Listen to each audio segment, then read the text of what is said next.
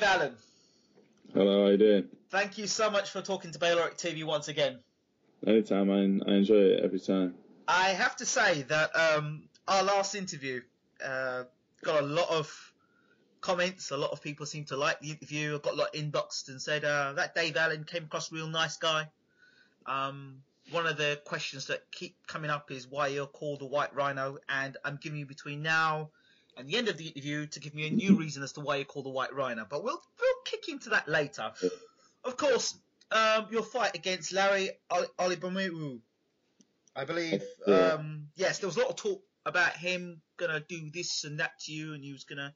And there was, I think it was an interview you had with him and Ben Doughty, I believe. Yeah. And they were talking about how they're gonna do you in and this and that. And you talk too much and all the rest of it. Yeah.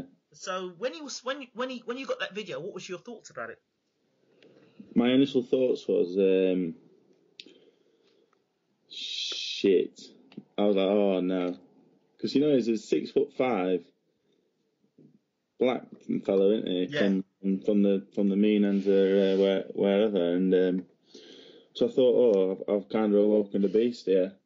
But it was an easy fight, to be honest. It was an easy fight. I seen the interview, I looked at it, and I thought, well, there's going to be a referee anyway. He's not, what's the worst that can happen? The interview was one of the funniest things I've ever seen in my life, actually. After the initial shock that he'd seen it, I didn't think he'd even see it, and, I think it was Coogan Cassis I did the interview with, and I think he's a bad influence on myself. I just kind of got carried away. I don't actually think I said anything untoward in the interview, but I saw my actual initial thought was, I kind of awoken the beast here. I thought he's really coming to fight now, which I wanted anyway, because as you've seen, he's watched Gary Cornish very defensive, and Gary couldn't get him out there in 8 rounds. Right. Because he kind of did come to have a go, give me a chance to. He maybe forgot a little bit about his defence, and it enabled me to take him out. Right. So that win, what does that do for your confidence, for example? It's a good win. I'm rated 14 in Britain off the back of it, which is pretty high really for 7 fights. Right. Maybe higher than I'd like to be, because everyone I see in the ratings above me are all good names. Right. Some of them I'm definitely not ready for. Some of them I think maybe I am. Whether my manager and trainer think the same, I'm not sure. But it gave me a lot of confidence, because I saw Larry on the TV as a kid, and he's a big name really. Yeah. For right or wrong reasons, he's a big name, and he's a decent fighter on his day. I think he's better than people give him credit for. Now, I didn't actually get to see the fight at the time. I just heard stories back that Larry retired in his stool or retired in the corner. Talk us more about it. Through what happened. Well, basically, Peter gave me the instructions of show him no respect, and if you start punching him hard from the offset, start punching him hard and often, you'll sicken him off, and that is what happened. I basically went out, I kind of feinted him, messed him around a little bit, movement, and then when the time came out, I let my shots go, but I really did let them go. I gave them bad intentions every single shot. I think after 2 rounds, it wouldn't have gone much further anyway. See, I've never quite understood. I've watched videos, loads of videos, seen press conferences, and the guy's really giving it the verbal. He's really giving it the verbal, and you're expecting. And from what I was expecting was Larry's going to come flying out the traps at you, and it was going to be Hagler and Hearns. Yeah. That didn't happen. And that's not just Larry, that's just like a lot of fights. So I'm not just picking Larry out, I'm just saying in general, a lot of fights go that way, where I don't know whether it happens in the dressing room or it happens when they get in the ring strategically. The other guy's not as easy to hit, but something seems to happen. I think the thing with Larry is, it's in the interview, and I was in my suit, and I was looking rather handsome, and he probably thought, you've probably seen that I was only I think I was 22 at the time. I think probably think I'm a young kid. And then when he sees me walk into the ring with Peter, Huey, Fury, Eddie Chambers, I get in the ring, sees I'm in great shape. He sees I'm a 6'4", 17 stone man. I think maybe he might have realised actually he's not a kid. He's not a kid actually, or he's a kid, but he's a very big kid. But I think like Saunders and Eubank, there's obviously a lot of hatred there. But Yep. I think if the fight was made, it wouldn't be no Hagler Hearns or whatever. It'd be a chess match. So I don't think feelings come into it when you're in the ring most of the time.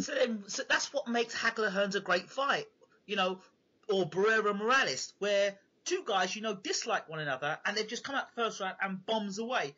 What is it you think that makes those ingredients that takes out all the no chess match? I'm just going to go out there and take you out. What is it that takes the chess match away and makes two fighters engage in such a, in Eubank's words, barbaric way, or for us the fans, a exciting, mouth-watering fight that we talk about for years to come?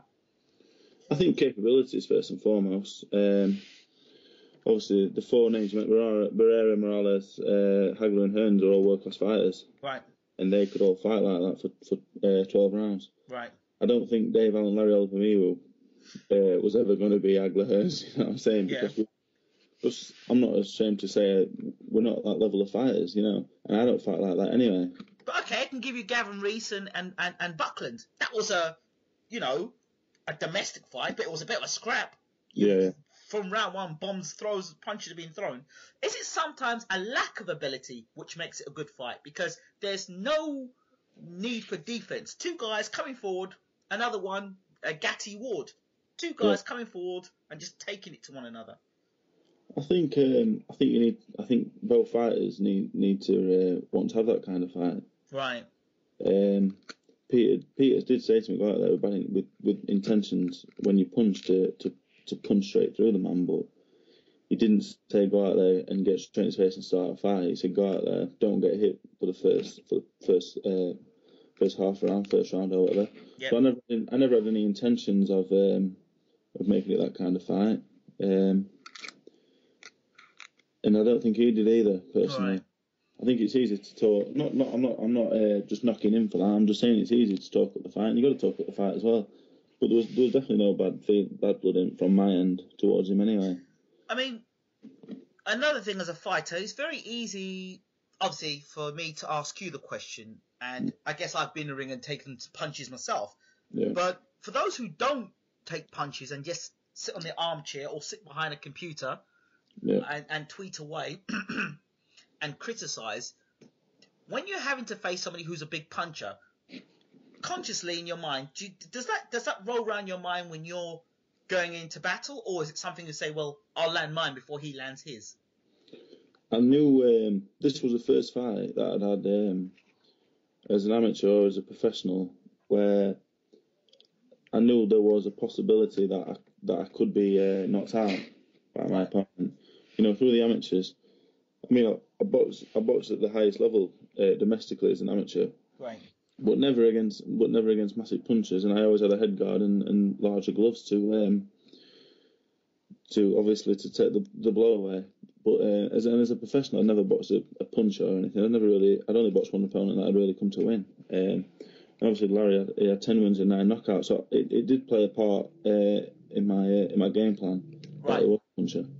But I always remember my trainer saying to me that nerves will make you either stronger and faster and punch harder, or they paralyze you. So make nerves your best friend. Yeah. How do nerves play a part in your career so far? I never really felt nerves. No. Only for one fight, I think I've kind of had real nerves, I would say, and that wasn't the last fight. Right. And the last fight was the most comforted I've been on the way to the ring because I knew I was in great physical condition. Yep. So that definitely helped. But on the one time that I did have nerves, when I got in the ring and the bell went, it all stopped anyway. I think that's what everyone says as well. Right. Of course, always when the bell goes and the lights dim and the opponent comes towards you, kind of the nerves kind of switch off. And you're into fight mode. Most of us. There are some people who, as soon as the lights go down, they freeze. Yeah. Won't mention any names. We know who they are. Yeah. So, moving on. Let's take a moment to kind of reflect how Peter Fury has been a part of your career so far. Yeah. And up to that fight. Obviously, I met Peter. I sparred a few times before that I joined camp in the first place. You were mentioning the last time. And then, obviously, I mentioned it up to the point where I joined the camp. Yes. And done the training. And but after my last fight, obviously behind the scenes, things have been going on with Peter and the family. But that's obviously something I'm not going to go into. But because he mentioned it to us when he did the interview. He talked about the fact that he had to sort of let go of you because they had family members. Yeah. Yeah, Peter, but I couldn't say a bad word about Peter because he's one of the kindest people I've met. I don't have any hard feelings towards him, not having time for myself. Right. Obviously his family comes first, and absolutely, he's a very busy man. He's got better fighters than me. Like he's got two world title contenders in the gym. And if he feels like he can't give me 100% of his time, then it's best that he's told me to go find somewhere else. So how do you feel about that? What does that do? I heard you've gone back, I think, with Mick. Yeah, Mick Morrison, yeah. And how does that? Obviously, you've kind of with Peter for a while, and you've gone back to Mick. So how does that kind of arrangement work now for you? Me and Mick we're as close as I think as any trainer and his fighter. Right. Not just in a trainer fighter, just as personal friends. Right. And when I left Mick to go with Peter, he understood 100% the reason why I was doing it. But the 8 weeks that I spent with Peter, really showed me what top level boxing, top level training is all about. Right. So I'm maintaining that same work ethic now with Mick. So is it the work ethic that you think you've taken away, or the discipline working with Peter that you've taken away? Would you say it's certain training regimes? Would you say sparring with better quality fighters? What is it? I think a bit of everything. I think the 8 weeks I spent there was better for my development than possibly the 2 years before. Right. Through discipline, the things I learnt while I was there, the sparring, the conversing with fighters like Eddie and Tyson, and being able just to be around them and be around Tyson while he was in camp for Chisora, it was an eye opener. Right. And it's an eye opener to know what it's scary really when you swallow Tyson Eddie to think that's the level, that is world level, that is what I've got to strive for. Right. So that's really given me something to aim for now. I kind of know the level I've got to get to, and while it is a very high level, I do believe now that is one I can attain. Okay. So I heard through the grapevine, so you're going to do some sparring in Poland. Is that true? That's true. Yeah, that's come from nowhere really. It's Arthur Spiltzka. I think that's how you pronounce it. I remember Arthur because one of the guys that I speak to quite a bit and got a good friendship with is Bright Jennings, who famously fought Spiltzka and gave him his first defeat, and a lot of people believe Spiltzka was going to beat Jennings. Yeah. So he seems a good fighter. I mean, I've watched the Byron Jennings fight, and I've watched a few others now that I know I'm going over there. Yep. He seems like a good fighter. Yes. He's fighting Adamek for an IBF strap. So I mean, the winner will be rated in the top 10 in the world. But it's more than just the sparring. It's going out to flying out to Poland on my own. Meeting new people. It's a life experience as well as a boxing experience. Now, going out to spar with Spilka, what do you think you're going to learn from that experience? Because he's had a win since he lost to Bright Jennings. Am I correct? I'm not sure. I don't think he's boxing. Hasn't he? I don't think he's boxing to Jennings fight now. Okay, so then I guess it was just him, obviously preparing for the Adamek fight. I know he was going to fight Adamek. Yeah.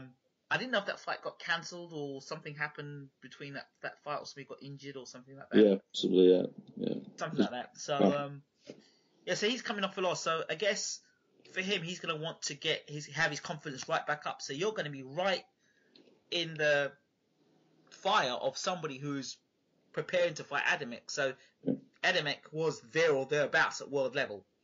Yeah. So for you, that's going to be great training.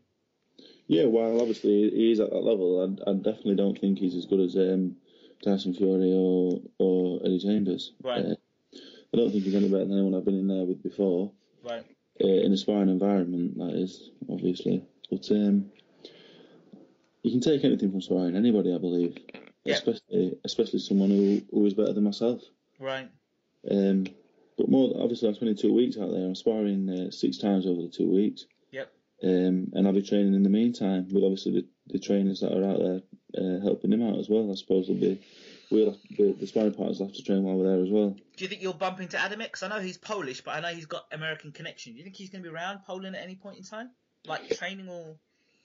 I'm not sure because obviously he's fighting Spilsky, so I wouldn't have thought he would be anywhere near where we would be. Right. But, obviously Thomas Adamek's a big name, isn't he? That's what I'm saying. He'll be a bigger name than Spilka, so... Yeah. I would think it'd be a huge fight in Poland. Absolutely. I think it's going to be it'd be one of the biggest fights that have staged over there, apart from like an Andrew Golotta. I was just about to mention him. How about getting a sparring session with Andrew Golotta, eh? I want to have kids, so I don't want to be I'll stay away from Golotta. Doesn't seem right, does it? No, he doesn't. But you look at how Lewis dealt with Golotta, and then you look at the 2 fights Bo had with him, and people say Bo was, in shape, would have been a legendary fighter, a legendary heavyweight. Yeah, Riddick Bowe's one of my personal favourites that has ever been. Yep. It's difficult to say. I think Lennox Lewis had stopped Golotta that night. He was a force, wasn't he? Absolutely. Definitely. And on that night, he could have stopped a lot of heavyweights, don't you think? But then if you look at the Riddick Bowe for the first round of Holyfield, you'd say that you'd fancy him to beat most heavyweights. There you go, you see? So that Bowe versus that Lewis. That'd be interesting. That Lewis and that Bowe against anybody would be interesting. Absolutely, absolutely. So, your next fight, I believe November the 7th at Doncaster Racecourse. Okay, and who's it against? I'm not sure right now. It's a TBC then? Yeah, to be certified. That is what that means. To be certified, not confirmed. Is it confirmed? I don't know. You tell me. Because if it's to be certified, I'll have that. Either makes sense to me. It makes sense to me too. Even if no one else. I think more than likely it'll be a foreign opponent. I think. Okay. Because I'm not the greatest ticket seller, truth be told, and I kind of feel like when it's time for me to step up and fight, a big named English fighter. Yep. I will go to their own town and let them have the stress of selling tickets, and I will just go and ruin the party. So you say that you struggle selling tickets. I mean, you're a nice enough guy. You're not ranting and raving on Twitter, although we will talk about one subject in a minute. Yeah. What do you think your problem is in terms of not selling tickets? Do you think it's a connection thing? Do you think you need a PR agent? What do you think it is? Or do you think it's just... I'm not too sure, to be honest. I could possibly put myself out there a little bit more. Make a little bit more effort regarding selling tickets. But it's hard work. 100 tickets is a lot of tickets to sell. Talk to Tyson. I'm sure he'll tell you the rights and wrongs of how to promote yourself. But I'm not at that level where I can make myself, I'm sure that if you take a few tips from Tyson on how to say this and how to say that, obviously keep the swearing to a minimum. Yeah. I'm sure that, Tyson's an expert, which is genius when it comes to promoting a fight.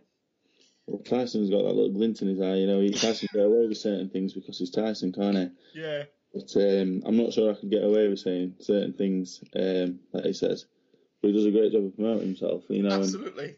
And I'm sure if I got to the level that he's at, I'm sure I could raise a few eyebrows as well.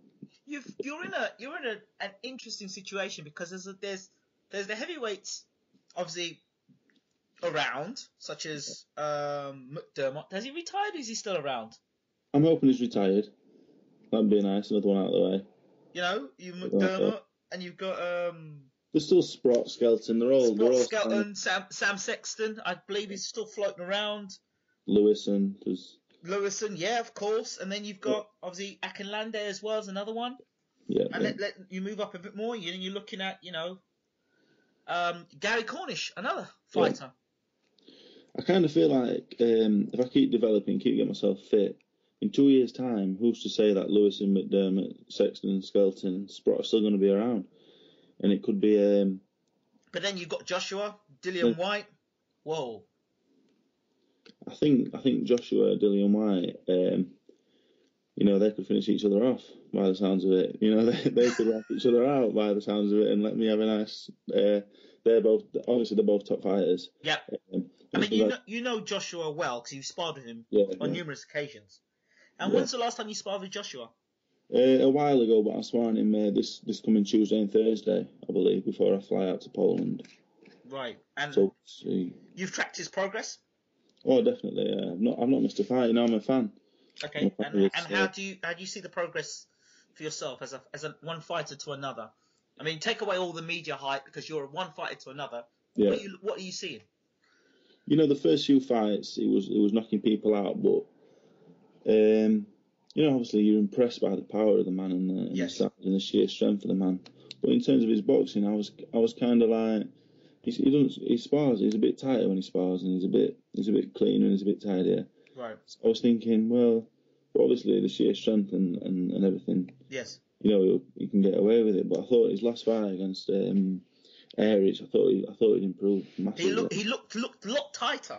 Yeah, he looked a proper fighter, didn't he? He did, and I think the trainer of Klitschko would have definitely tightened him up because you can't go out there just trying to swing punches against someone like Klitschko, who's a defensive genius. Let's be honest. I mean, he's boring, but he's a defensive genius. He doesn't get hit.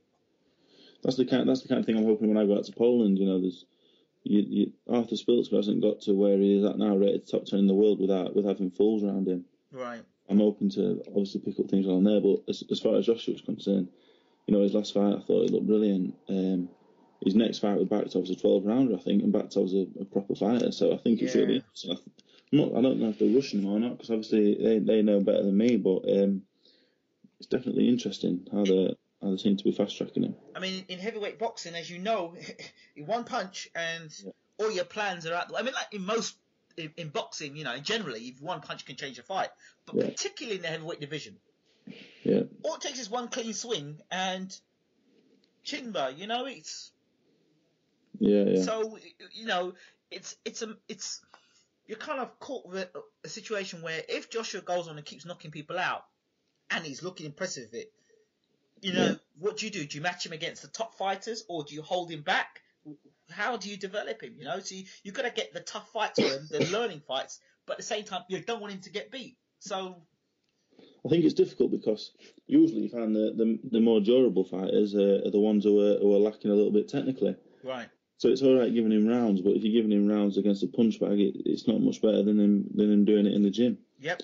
But then the fighters who seem to be a little bit more skillful seem to be a little bit weaker around the chin and around the body. So it's a difficult situation to find a fighter who's gonna give him a decent fight without beating him. But isn't that because they're engaging?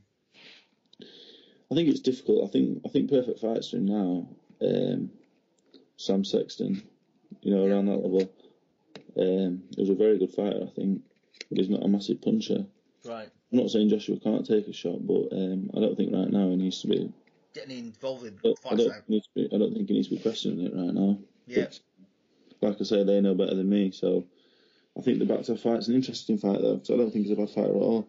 Would you ever consider going over to the Klitschko camp and doing sparring over there? Because, Joshua's been over there, Dillian White's been over there, Sam Sexton's been over there, Sprott's been over there. Why don't you just join the gang and just go over as well? Well, of course, if it was offered to me, I'd snatch your hand off to go, But I think, obviously, if you're going to spar the Klitschkos, it's an invite-only kind of deal going on there. You think so? I think so, yeah. But if it were offered to me, if anyone's listening to this who can help me out there, for definite, because Vladimir Klitschko's best heavyweight on the planet, so there's no one better to learn off from himself. Absolutely, and while in the training camp, I believe, while talking and doing an interview with James Ali Bashir, who is the assistant trainer to Klitschko, Bashir revealed that the rivalry between Joshua and Dillian White goes back to the amateur days where I believe Dillian White stopped Joshua. Yeah. And Bashir informs me in a roundabout way, basically that they exchanged words, and it started getting heated because, Joshua didn't take too kindly to what Dillian White was saying, but Dillian White was basically saying, well, boy, it's the truth. I did stop you in the amateurs. So, Bashir had to get in between them. Yeah. Have you sparred Dillian White before? No, I've not sparred Dillian White, but I know he's been down with Peter and the boys. Right.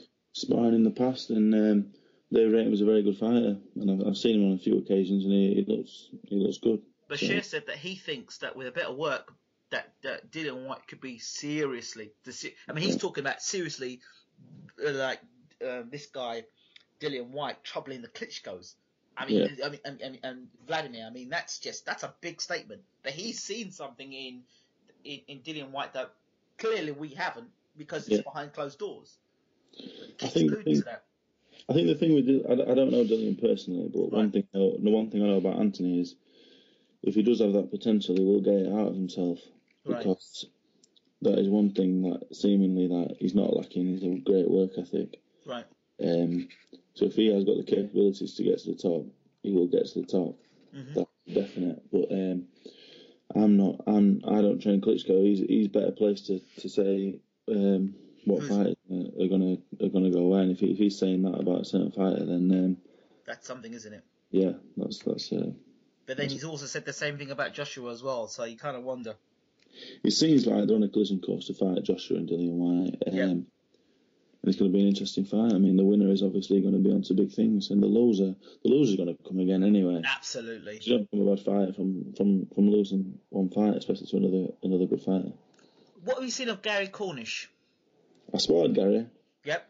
When he came down to do a bit of training with me, and when I was in Bolton with the team. Right. And he's a great bloke as well. Mm-hmm. Trainer's a very nice man. Okay. And he's a good fighter. He's a good fighter. Good puncher? I think he's a puncher, yeah. I've got him down as a puncher. I think he's heavy-handed. Right. But like myself, I think he only had 9 amateur fights. Right, okay. I think he's still... I think people are saying, he's had this many fights, he's fighting him, he's doing this. I think there's reason behind it. I think he's taking his time. I do think that they have needed to.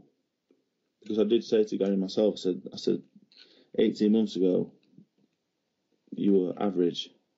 Yeah. I said he has really come on. He stopped Thomas Mazek. Yep. He stopped Iva Perkovic. Okay. Quicker than Pulev did. So he's obviously coming on, and I sparred with him, and he's a very big man. All these heavyweights, People are talking about him. Yeah, no. Even the ones who aren't the greatest fighters, if you're 6'8" and 18 stone, you're an handful, regardless. Now, there was a big talk about Tyson Fury and Ustinov obviously fighting. I managed to interview Ustinov before Tyson. I think the week of Tyson was going to fight Chisora, but the hand went. Yeah. And it was actually that night that when I was interviewing Ustinov that Chisora damaged his hand. Yeah. So ironically, Ustinov was now going to fight Tyson Fury. That fight obviously got cancelled because of the personal issues with the Fury's family. Now, the point is this. Hughie Fury, Peter Fury's son, Peter thinks that he would stick Hughie in the ring with Ustinov, and he would stop, and he'd beat Ustinov in November if they were to fight. He said it in an interview. Yeah, that's a big statement. That's a big statement to make. Yeah, I think Tyson would run rings around Ustinov and stop Ustinov, for definite. Because every time I see Tyson in the gym, I'm just more amazed at the size of the man and the things he can do. Right. And I think if Eddie had boxed Ustinov, I think he'd have beat Ustinov. But as far as a 19-year-old beating, I think he's 20 now, beating Ustinov, I don't know. Ustinov's no mug for definite. Right. He's nearly 7 foot tall. Right. He's well over 20 stone and he's in shape for it. So he's an easy fight for nobody. He was in really good shape. Really good shape. I think he lost 2 or 3 stone from what I heard from his trainer. So he looks in great shape. But like I said before, the people who are better positioned to make these comments and say these statements know better than me. I'm looking at it from the outside. Yep. He was definitely a good fighter. Absolutely. If he could beat Ustinov, that's shooting straight into the world. I don't know, top 15. Exactly. I don't think the fight's ever going to be in danger of being made for November. Yeah. but maybe a year down the line. Interesting. And the development of Hugh Fury. Let's not forget Hugh Fury. Let's put him in the mix as well. Oh no, he's. I believe he's up there with Joshua and Dillian White. I think they're the three front running. Well, I say young heavyweights. I'm not sure. I think Dillian White maybe 26, 27 years old, which is young. Yes. Heavyweight, but when I'm talking young, I'm talking about myself, early 20s, and Huey 19. But I think Huey, Dillian, and Anthony, the three that are, that are really striving now for the British title. I'm below that British title level, obviously. Do you think you're going to be more like a stealth? You're going to kind of slip your way, and when everyone's beating the crap out of one another, you're going to kind of slip in and say, well, let him beat the crap out of him, let him beat the crap out of him, let him beat the crap out of him, and I'll just slip through the middle. I think it's difficult because I think Dillian White was a world kickboxing champion. Right. I think Anthony's got his Olympic gold medal. Right. Huey's been boxing since probably he can remember. And he got the junior world championships as well. And I had 10 amateur fights. So it's difficult. So I spar with Anthony, I spar with you, and I don't see myself as very far off. Right. And I definitely think I've got the ability to at least match these. Which says a lot because I rate them both very highly, but obviously I'm not ready yet. Okay, let's put you in a situation. Let's change the scenario. Let's change the conversation slightly. Yeah. Let's put you in the east end of London, and you've got a market. It's the White Rhinos market. Yeah. And you're now going to sell, not vegetables, but you're going to sell yourself. In 30 seconds, sell yourself, White Rhino. I think if I was going to sell myself, if I was selling myself, I would say, if you buy me now, you're purchasing a wine that's going to get better with age. It still needs a little bit of maturing, but it's got a powerful punch to it, and it'll come good. See, look at that, legendary stuff that is. That's legendary stuff that is. Straight up. Right.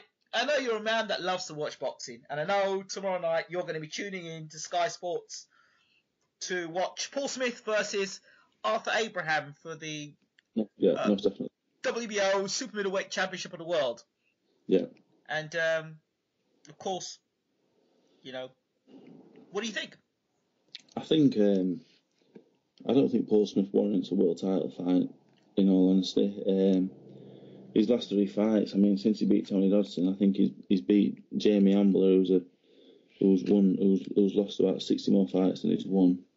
He's beat a 7-2-1 Spaniard, and he's beat another guy, and his best win in his career is probably Quigley or Dodson. So I'm not really sure how that equates to fighting for a world title.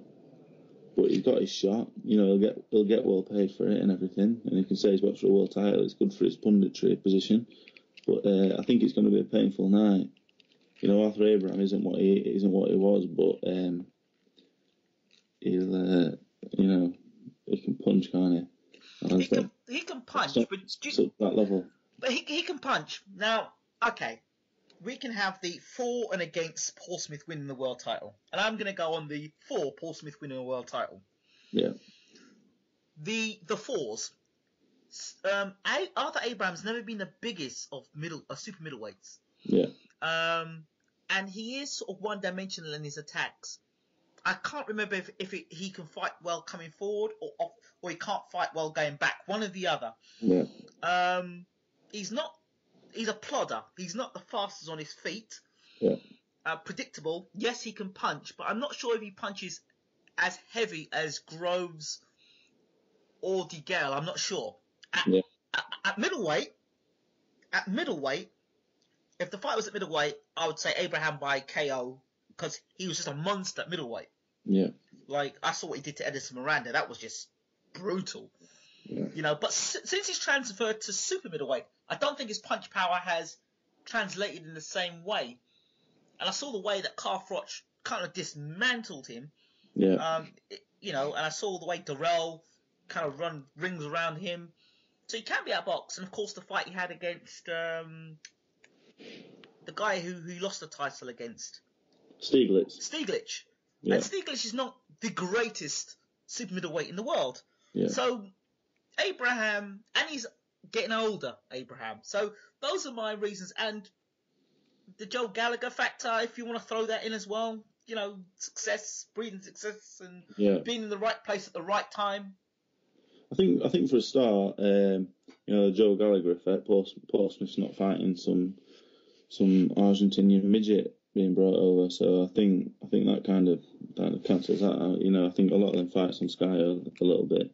I'm not talking as a boxer. I'm talking as a fan. Right. And I think some of these fights were a little bit. The Crawler Diaz fight the other week. I'm glad you're saying this, not me, because normally I say it, and I'm glad someone else is saying something different. Also, I'm not saying this as a boxer. I'm not a world champion. I don't have to say, well, he's this or this. I'm not questioning him as fighters. I'm questioning him as fights that are being as a made. box fan, yes.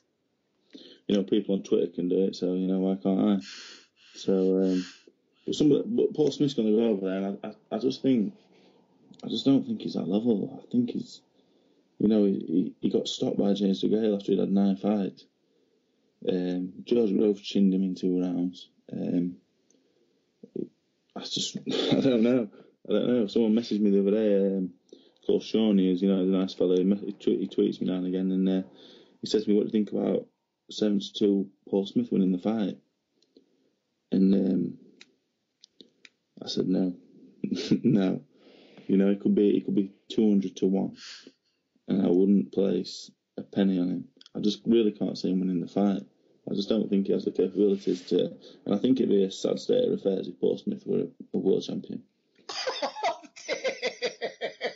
What? It wouldn't be good for Sky and the Sky commentary team and British boxing and super middleweight champion of the world, WBO super middleweight champion, and there's supposed to be, ideally, there'd be 1 world champion at every weight. Okay. In not an ideal world, there's 4. Right. Paul Smith's not the top 20 super middleweight in the world.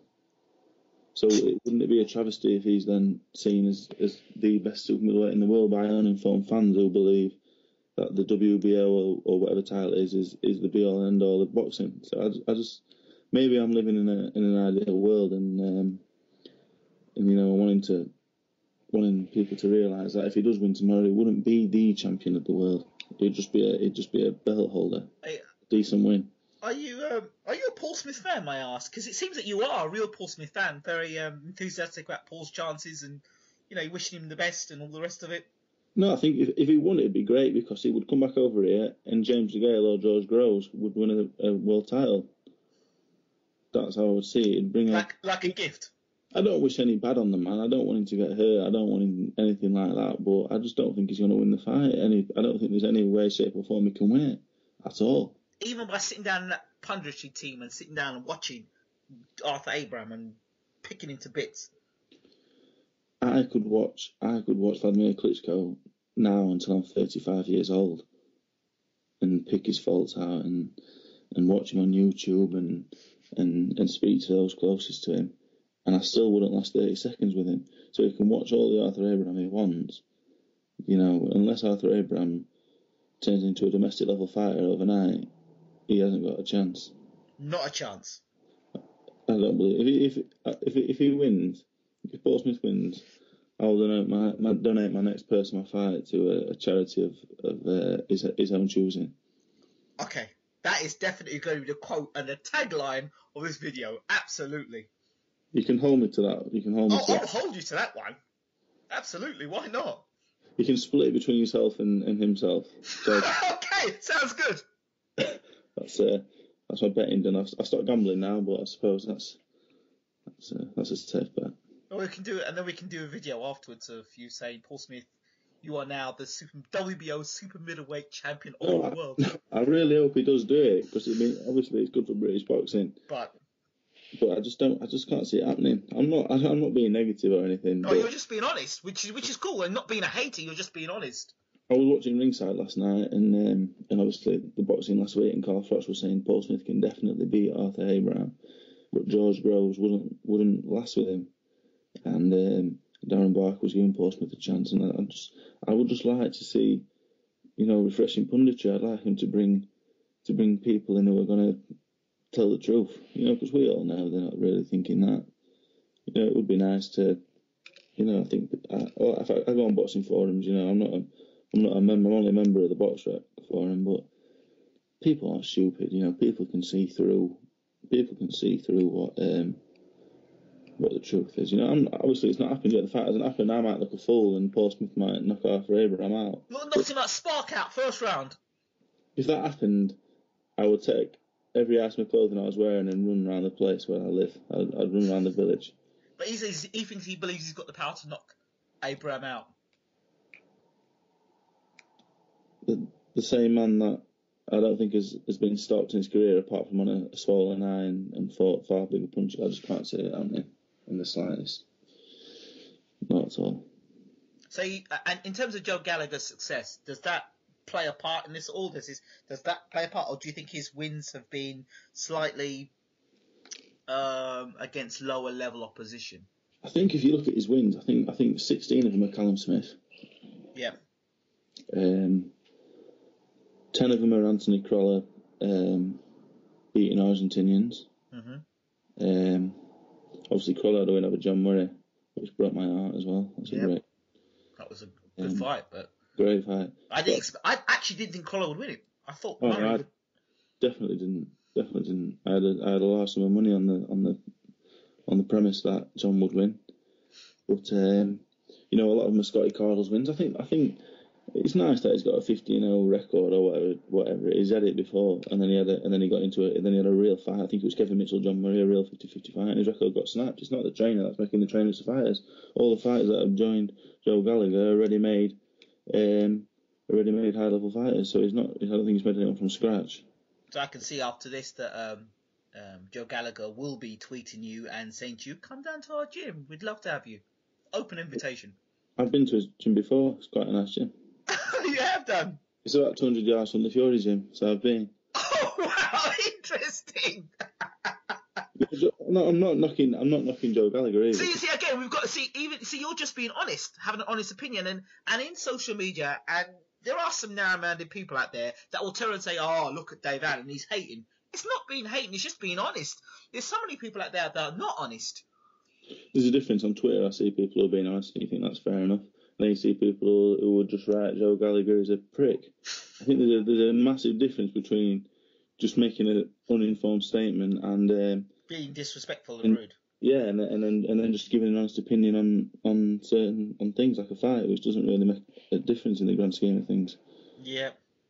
I've been told I'm going to lose. If people don't think I'm going to win a certain fight, I wouldn't be offended by it. That's their opinion. Do you think you have to have thick skin to be on social media? Definitely, yeah. I'm lucky because I'm not big time, so I think I've had one or two people having maybe a little go at me, but you know, as far as maybe Tyson and that, I've seen certain comments and you just think not nice. No, not nice at all. But a lot of people are just doing it for a rise, which I can't make sense out of because I have better things to do with my life than waiting to see if a famous person or a semi-famous person has tweeted me back and bit at my comment. I find it a little bit strange, if anything. Grudge matches. Let's talk about this. Eubank Jr. and Billy Joe Saunders. We'll talk about Tyson's fine and the $15,000 he's paid for his swearing and antics. Yeah. Billy Joe Saunders did a very colourful interview, didn't he? Would call it that, yeah. Very colourful. I can't say I didn't laugh, because I did. Yeah. In fact, at one point I was rolling around with laughter, because, it was one of those interviews that get, blimey. Yeah. I wonder if the British Boxing Board of Control are watching this one. I think, like I said, the whole iFilm London, it was on iFilm London, which is not a mainstream media outlet. I know they've got the Cassis and Helder show, but they're not going to be in a rush to show that interview at 8 o'clock Thursday night on Box Nation, I don't think. No, I don't think so either. But I think, we got this free speech thing, haven't we? If he wants to, obviously, I don't condone some of the things he said, while at the same time finding them very funny. It was very funny, but I couldn't tell whether he was tongue in cheek or he was deadly serious. That's what I couldn't tell about Saunders, because I think he was annoyed, clearly annoyed. Yeah, very annoyed. Yeah, I mean, we don't know the ins and outs of it. It sounds like it's Eubank Jr. then come out and tweeted he doesn't like the terms of this or he doesn't like that, and then Saunders is saying another thing. So it's difficult. I mean, us fans are never going to really get to know the real truth. The Saunders side of it, Eubank side of it, and then there's the truth, I would think. Of course. And then Frank Warren's side. Yeah, there's another side as well, exactly. So yeah, so there's a lot of different sides to the story. So we'll never get to the bottom of it. But as a Billy Joe Saunders fan and not Eubank's biggest fan, I'm going to be tempted to believe that Eubank spotted it. Do you think that... See, boxing is personalities. Yeah. When do we make a difference between the boxer inside the ring, the social media character, the bad guy, the guy that's trying to sell tickets, and the guy in his private life, he's a decent bloke? When do we separate the two? Because, I mean, Tyson Fury, for example, from day one, from the day I did my first interview with Tyson Fury, I knew that 95% of the things he was saying, in terms of the things he was saying to about opponent, was tongue-in-cheek. It wasn't serious. He didn't really mean these things. It was to sell tickets and hype. If Tyson didn't give all that talk, he would be where David Price was before the Thompson fight. He'd just be another big, good fighter. I think, the talk, that's why he's mainstream. That's why he's mainstream. That's why he's a big name as he is now. And I think if you take that away from him, it'd be a shame. It'd be a shame for British boxing. Same with Saunders. I think if they reprimand him, I think on the back of that interview, people, for right or for wrong, they're going to be more interested in his next few fights. So. Well, that's it. It's going to draw more press because of people that either say, "Well, I like that Billy Joe Saunders. I like what he had to say there. Let's support him. Let's get behind him." Or you've got quite the opposite. Look at Billy Joe Saunders. I like that guy. I thought he was a really cool dude. And then he said all this stuff. I think in the grand scheme of things, I think everyone who watched that IFL interview, is a grown man or woman, and has heard that kind of stuff before. So I think the British Boxing Board of Control, need just to man up a little bit. I don't think anything Tyson said is really anything that no one's heard before. So I can't see the big deal about it. Obviously it's a little offensive. Right. I don't think it's anything we've heard before. I think people just are getting a little bit too sensitive about the whole thing. Do you think we're trying to make boxers into becoming politicians? Is there a fine line between, especially I think in the UK, where we're trying to make everybody speak like, get the PR agent talking through them. Yeah. I think we're kind of losing touch with what boxing is. Yeah, fighters, obviously, we've all got different upbringings. Yeah. I weren't brought up to speak in a posh accent and use big words and sound intelligent. Yeah. But I think a part of boxing, what people like about it is a lot of the time it's just working class men who are just giving 100%, to feed the families and just do it for the love of it. So if Billy Joe Saunders wants to vent his frustration and he wants to say certain things, then I think me and you and everyone else as grown adults can watch that and not complain about it. If you don't like it, don't watch it. That would be my advice. Absolutely. Well said. Well said. Eubank Jr., is he the real McCoy or is he a lot of hype? I think it's difficult to say because he hasn't really. But his first 5 or 6 fights, I can remember everyone saying he's fighting top fighters. He was fighting Carruthers and Allison on Channel 5, and I was thinking he's fighting some really good fighters. But it seems his level of competition seems to have spiralled downwards. But he does look the real deal against them. Now, I remember when I used to box and I was down in Sussex, I remember talking to Chris on a number of occasions. And the one thing I picked up about Chris Eubank and his son at the time, Chris Eubank Jr., I remember when he used to play in the park. That's how well I know Chris Eubank Jr. The one thing I do know is that Eubank is a very proud man, senior. He's a very proud man. There's no way in hell he's going to let his son make a mockery of his name. No way. His name probably means more to him than his son. And I don't mean that in a disrespectful manner. Yeah. I mean in a sense that he's got so much pride, he would headbutt his son if he felt his son was... You would do stuff like that. That would, look, this is the Eubank name. This is the name I've made in his career. People respect that name. It's a worldwide name. Don't make a mockery of my name. If you can't box properly, you've got no business being in this ring. So I can imagine, sit in a corner and watch his son get the crap beaten out of him and say, okay. But he would do that, but he'll do that in love to say, you know what, if you want to be in this sport, don't make a mockery of me. I think at the same time, though, he would never take a fight where he thought that would be a possibility. By the sounds of it, the fight was never signed. So I think, as you know, a lot of other people share the same opinion. He's not ready for Billy Joe Saunders. Billy Joe Saunders is ready for a world title fight. Absolutely. I mean, do you remember when Lennox Lewis fought Gary Mason? No, I think that was before I was born. Okay, Gary Mason was ranked number 3 or number 4 in the world. He was on the verge of a world title shot. Lewis was in his 14th fight, 15th fight, won the European Championship of Chennai. Lewis called out Mason, I believe, for the British title. Mason could have vacated the title and fought for a world title. I think the world champion then was Foreman, I believe. Or Foreman. Yeah, I think Foreman. He was the number 1 contender. Yeah. Holyfield was the champion, I think, something along that line. And he went and fought Lewis. Mason went and fought Lennox Lewis. Yeah. Got his eye busted up. Retired. Got retired by Lewis. Stopped for the first time in his career. Got a retina busted. And his career was finished. Just because he went and took that fight of Lewis.